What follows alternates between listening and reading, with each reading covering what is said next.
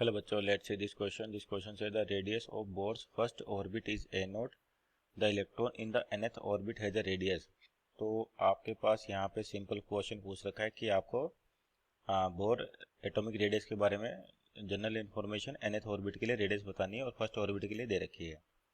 तो की कॉन्सेप्ट जो होगा आपके पास यहाँ पर बेसिकली तो ये होगा बोर्स एटॉमिक स्ट्रक्चर।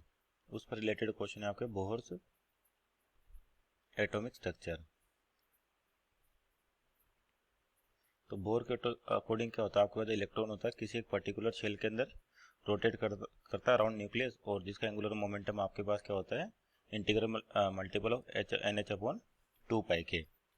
तो यहाँ पर जब आपके पास यानी किस तरीके से, जैसे मानते हैं न्यूक्लियस आपके पास और इलेक्ट्रॉन क्या करते हैं इसके अराउंड किसी एक परफेक्ट ऑर्बिट में घूमते हैं जिन्हें स्टेबल ऑर्बिट कहते हैं।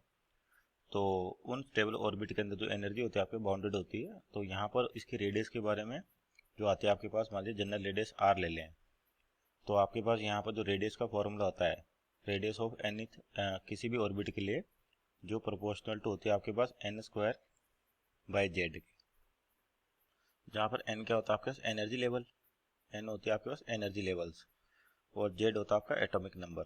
तो z है आपके पास वो क्या, एटॉमिक नंबर, एटॉमिक नंबर। तो यहाँ पे देखिए फर्स्ट ऑर्बिट की बात कर रखी है, यानी कि जो आपके पास पहला एनर्जी लेवल है उसकी बात कर रखी है। जैसे आपके पास एनर्जी लेवल इस तरीके से बनाए जाते हैं, ग्राउंड स्टेट होता है, first excited state, second excited state, ये होता है आपके पास n बराबर 1, n इक्वल टू 2 इस तरीके से, और लास्ट में आपका क्या होता है n इक्वल टू इनफाइनाइट। ये एनर्जी लेवल्स आपके पास इस तरह से डिफाइन कर रखे हैं कि आपके पास बोर एटॉमिक के अकॉर्डिंग हाइड्रोजन लाइक एटम के लिए। तो जो रेडियस होती है proportional to n² by Z. तो यहाँ पर फर्स्ट ऑर्बिट के लिए उसने क्या दे रखा है, ए नोट दे रखा है। इसका मतलब जो n की वैल्यू 1 है आपके पास, तो r की वैल्यू क्या दे रखी है, ए नोट दे रखी है। तो nth ऑर्बिट की बात करते हैं अपन, तो यानी कि आपके पास n इक्वल टू nth, तो वहाँ पर आपको रेडियस बतानी है। यानी कि इस फॉर्मूले का यूज़ करें अपन, तो आपके पास क्या कंडीशन हो जाएगी कि आपके पास यानी कि मान लेते हैं पहले के लिए अपन r1 कहें, तो r1 प्रोपोर्शनल टू क्या होगा 1 बाई जेड। एंड उसी तरह से nth की बात करें, यानी कि Rn कितना हो जाएगा आपके पास, Rnth proportional to n² by Z,